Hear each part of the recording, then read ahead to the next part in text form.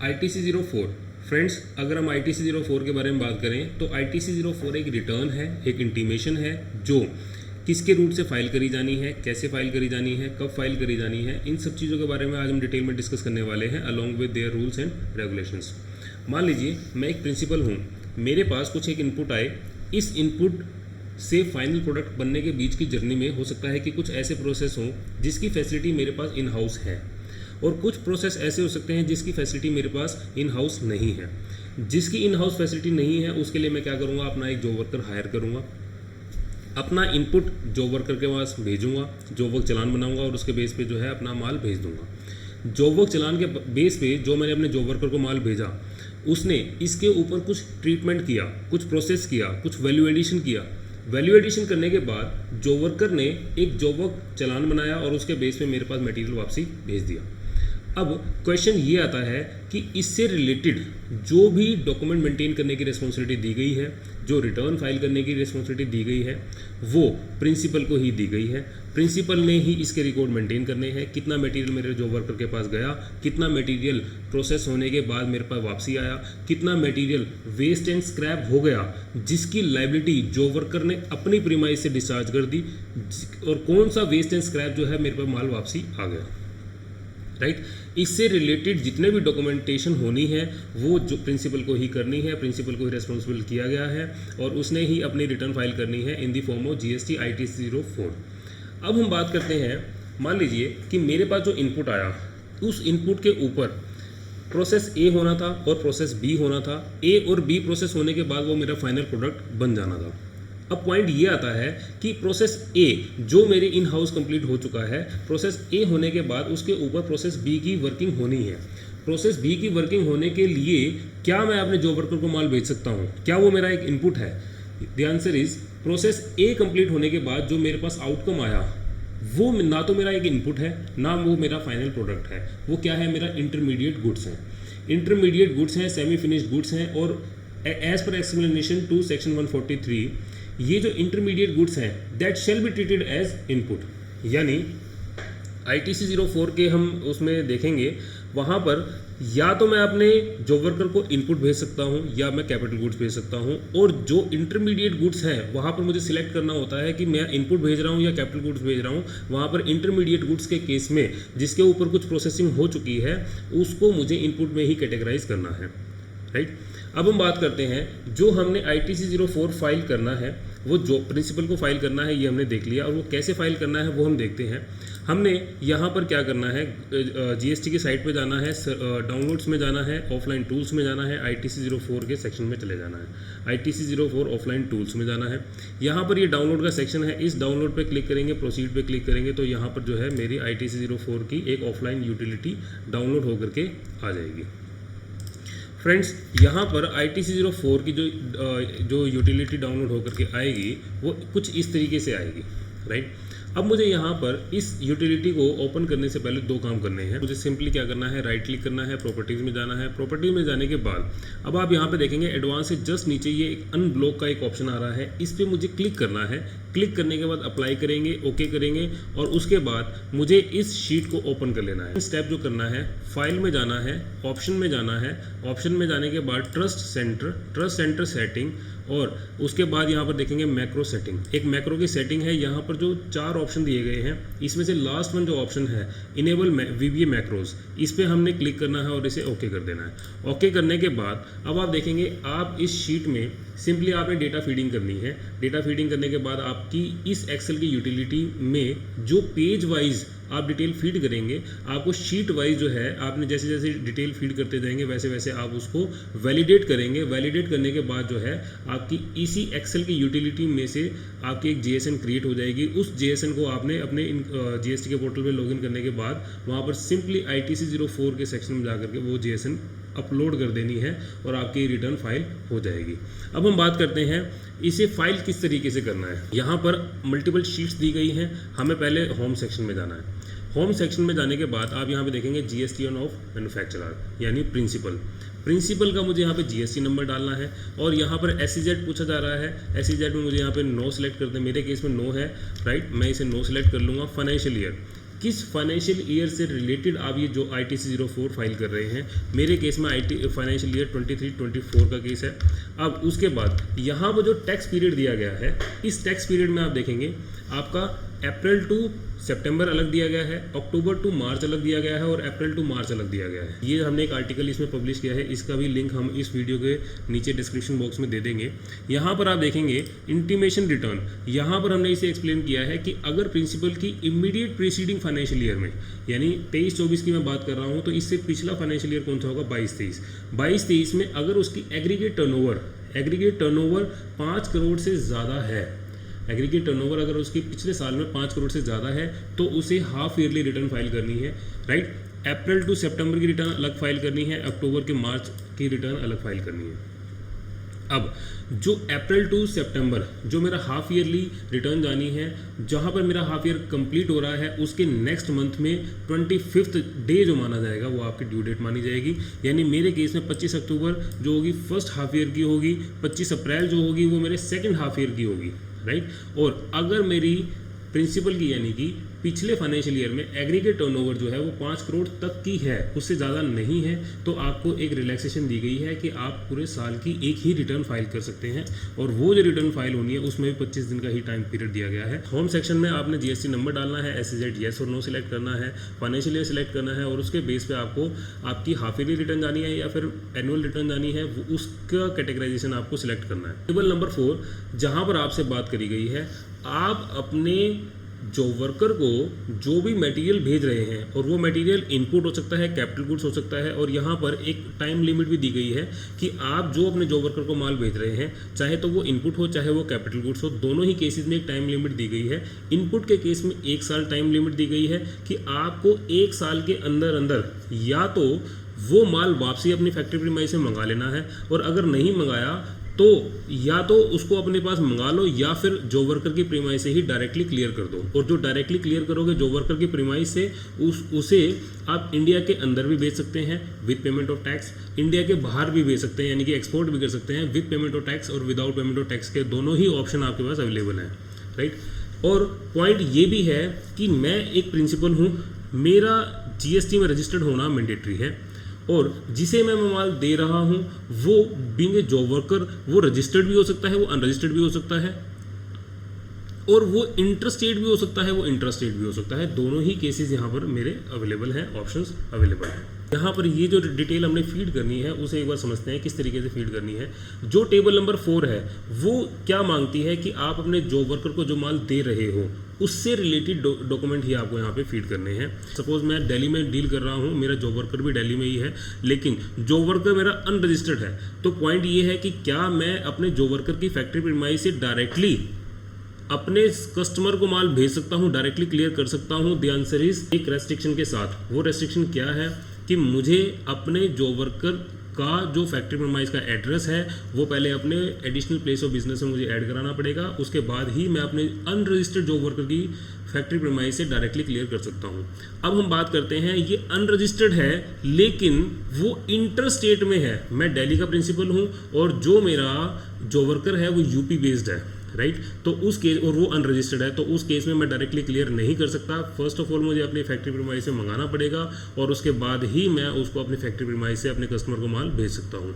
अब second case ही लेते हैं, जॉब वर्कर रजिस्टर्ड है, चाहे तो वो रजिस्टर्ड दिल्ली में है, चाहे तो वो रजिस्टर्ड यूपी में है, इंटरस्टेट है, कहीं पर भी है। अगर वो रजिस्टर्ड है तो उसकी फैक्ट्री प्रीमाइस से डायरेक्टली मैं क्लियर कर सकता हूँ, राइट। यहाँ पर ये ऑप्शन दिए गए हैं, ये हमने आर्टिकल में भी इस चीज़ को लिखा गया है, राइट। तो इस चीज़ को आप रेफर कर सकते हैं। अब हम बात करते हैं जॉब वर्कर का GST नंबर। यहाँ पर अगर वो रजिस्टर्ड है तो यहाँ पर उसका जॉब वर्कर का GST नंबर आ जाएगा, और अगर वो अनरजिस्टर्ड है तो यहाँ पर मुझे उसकी स्टेट सिलेक्ट करनी पड़ेगी, राइट। स्टेट सिलेक्ट नहीं, भाई मैं जॉब वर्क तो करा ही सकता हूँ, उसकी फैक्ट्री प्रीमाइस से डायरेक्ट क्लियर नहीं करा सकता, वो एक अलग बात है, लेकिन मैं जॉब वर्क तो करा ही सकता हूँ। तो उसके लिए मुझे यहाँ पे स्टेट सिलेक्ट करनी है, जॉब वर्कर की टाइप सिलेक्ट करनी है। टाइप का मतलब है वो एक SEZ है या एक नॉन SEZ है, तो हम यहाँ पर सिलेक्ट करेंगे चालान नंबर। अब हम बात करते हैं चालान नंबर। देखें कि जो प्रिंसिपल से जॉब वर्कर के पास माल जाना है वो एक जॉब वर्क चालान के बेस पे माल जाना है, which is similar to delivery challan which is also specified in rule 55 of the CGST rules, right। जो डिलीवरी चलान के बेस पे, यानी कि मेरा जो बनना है जॉब वर्क चलान ही बनना है, लेकिन उसमें कंटेंट सारा का सारा जॉब डिलीवरी चलान का ही आ जाएगा, राइट। यहाँ पर जो मैं अपने जॉब वर्कर को माल भेजूंगा वो जॉब वर्क चलान के बेस पे भेजूंगा, और उस जॉब वर्क चलान के बेस पे यहाँ पर मुझे चलान नंबर डालना है और चलान की डेट डालनी है, राइट। और यहाँ पर टाइप ऑफ गुड्स का मतलब ये है कि वो मेरा, अब यहाँ पर देखेंगे आपके पास दो ही ऑप्शन दिए गए हैं, या तो वो इनपुट हो सकता है या वो कैपिटल गुड्स हो सकता है, और अगर वो इंटरमीडिएट गुड्स है मुझे यहाँ पर इनपुट ही सिलेक्ट करना है, राइट। इनपुट के केस में वापसी मंगाने या फिर वहाँ से माल सप्लाई करने के लिए 1 साल का टाइम पीरियड दिया गया है। कैपिटल गुड्स के केस में 3 साल का टाइम पीरियड दिया गया है। और jigs, fixtures, tools, dies, moulds, इनके केस में वापसी लाने या वहाँ से माल क्लियर करने की जो 3 साल की जो लिमिट दी गई है वो इन 5 आइटम के ऊपर एप्लीकेबल नहीं होती, राइट। तो अब हम बात करते हैं यहाँ पर डिस्क्रिप्शन ऑफ द गुड्स। वहाँ तो आपने आइटम सिर्फ यहाँ पर तो ये डाल दिया, अब यहाँ पर आपने ये डालना है कि भाई मेरा आयरन जा रहा है, स्टील जा रहा है, कुछ भी जा रहा है, तो वो यहाँ पर आपने इसमें मेंशन करना है जो भी आपका गुड्स आप भेज रहे हैं, यानी कि जो टेबल 4 है वो माल भेजने की है, राइट। यहाँ पर आपने डिस्क्रिप्शन ऑफ गुड्स डालना है। अब आपका जो आइटम है वो किलो में जा रहा है, सेट्स में जा रहा है, पीसीज में जा रहा है, पैक्स में जा रहा है, तो वो उससे रिलेटेड जो UQC है वो यहाँ पर आपने सिलेक्ट करना है। क्वांटिटी में क्वांटिटी सिलेक्ट कर लेंगे, कितने सेट जा रहे हैं, कितने किलो जा रहे हैं, वो सब चीज़ें यहाँ पर आपने मेंशन करनी है। टैक्सेबल वैल्यू, देखें जो आप बीइंग ए प्रिंसिपल अपने जॉब वर्कर को माल भेज रहे हो, जो भी आपने जॉब वर्क चलान बनाया होगा उसमें वैल्यूएशन रूल्स के हिसाब से जो भी आपने उस गुड्स की वैल्यू यहाँ पे स्पेसिफाई करी होगी और उस वैल्यू को आपने यहाँ पे डालना है। बट अब आपने एक चीज़ और देखेंगे, यहाँ तक तो ठीक है, आपने टैक्सेबल वैल्यू जॉब वर्क चलान के बेस पे उठा करके आपने यहाँ पे डाल दी।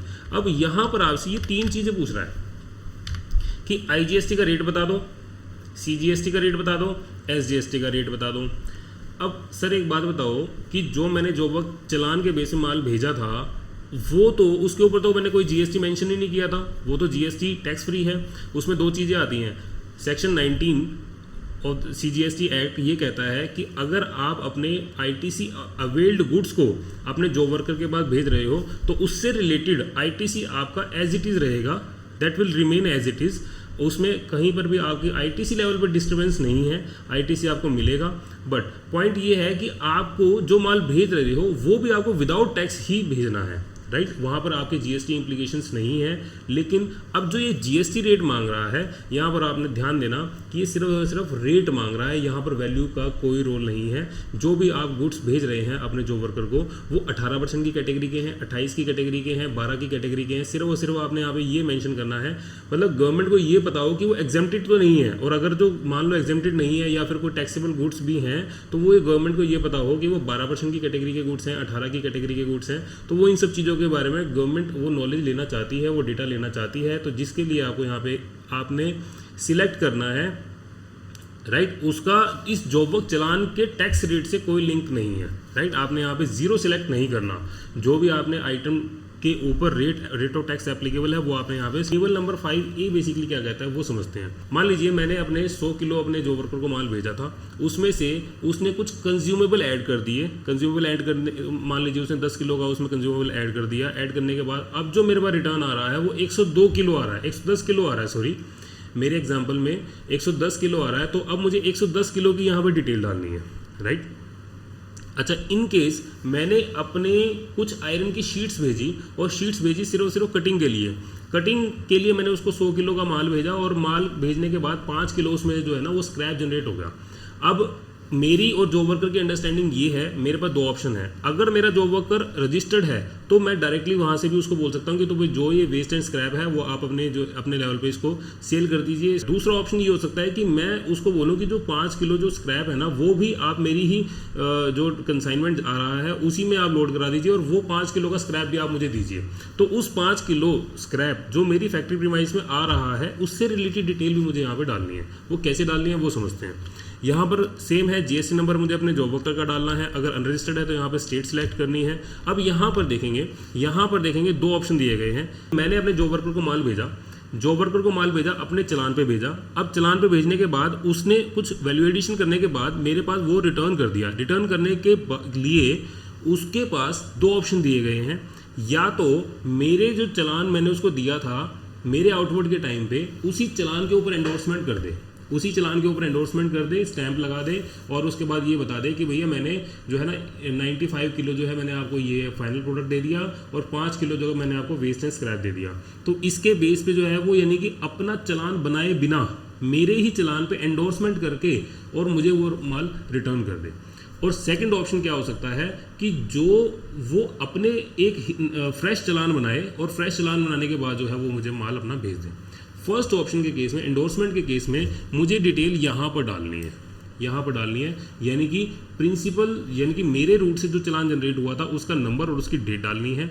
और यहाँ पर जो डालना है, यहाँ पर अगर उसने फ्रेश चालान जनरेट करके दिया है तो जॉब वर्कर का यहाँ पर मुझे उसकी डिटेल डालनी है, उसके चालान की डिटेल डालनी है। अब यहाँ पर ये पूछ रहा है कि nature of job work done. भाई आपने जो भी जॉब वर्क मैं उससे करा रहा हूँ, राइट, जो भी मैं उससे जॉब वर्क करा रहा हूँ, मैं कटिंग करा रहा हूँ, कुछ गैल्वेनाइजेशन करा रहा हूँ, कुछ कोटिंग करा रहा हूँ, किसी भी तरीके की मैं कुछ उसमें वैल्यू एडिशन करा रहा हूँ, तो मुझे यहाँ पे उसकी डिटेल डालनी है। Nature of job work done यहाँ पर डालना है। और जो भी माल उसने मुझे वापसी दिया, भाई ये भी हो सकता है कि मैंने उसको किलो में माल दिया हो, मैंने उसको पीसीज में माल दिया हो और उसने मुझे रिटर्न किया हो किलो में, राइट, या फिर मैंने उसको किलो में माल दिया हो, उसने मुझे स्ट्रक्चर की फॉर्म में कुछ दिया हो, राइट, कुछ भी पॉसिबल है। तो मुझे जो माल वो रिटर्न कर रहा है उसका डिस्क्रिप्शन यहाँ पे एंटर करना है।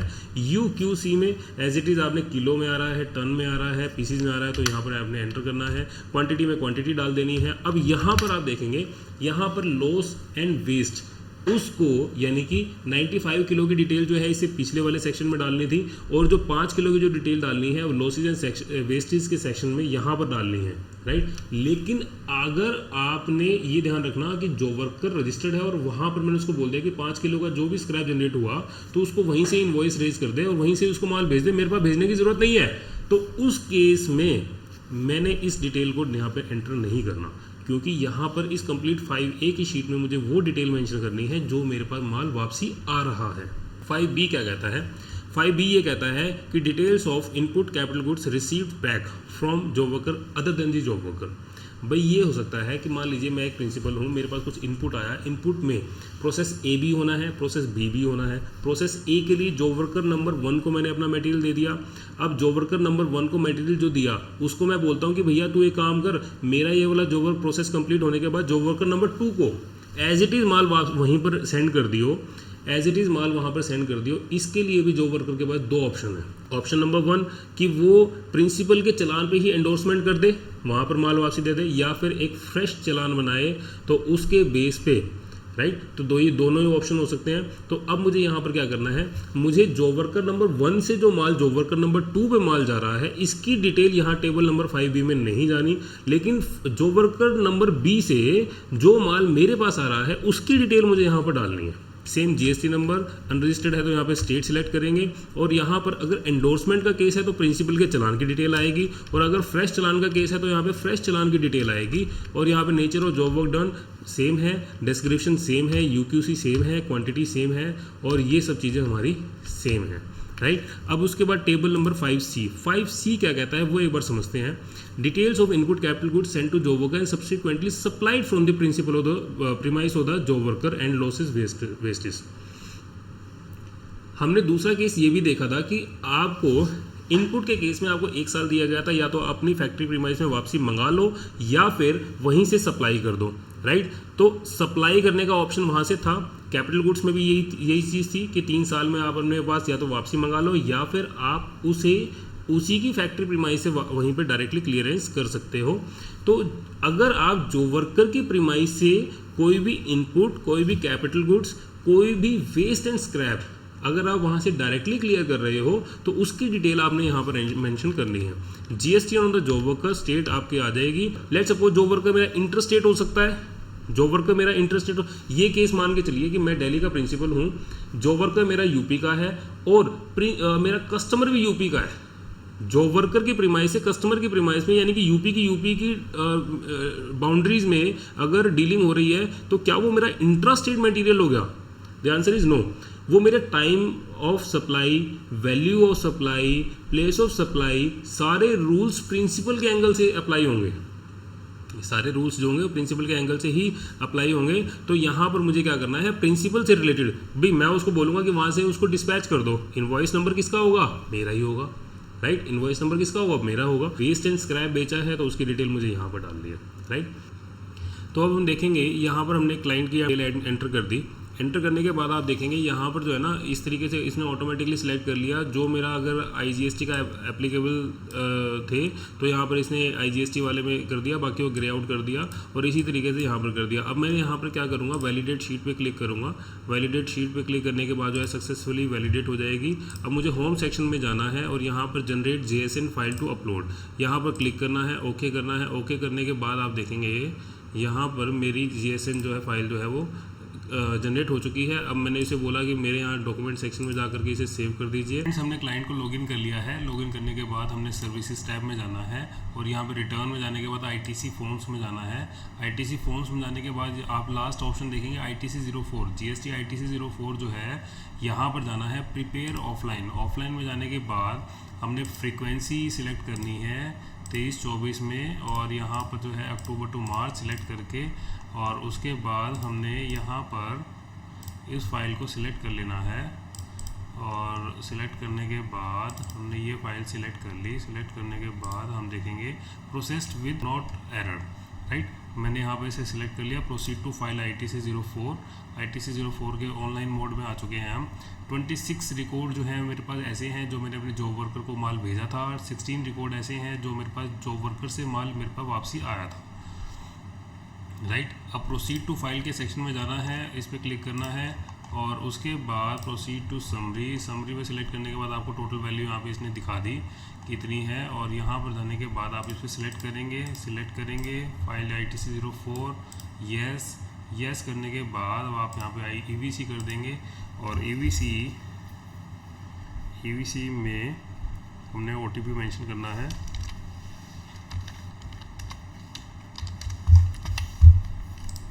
यहाँ पर हमने इसका EVC फाइल कर दिया।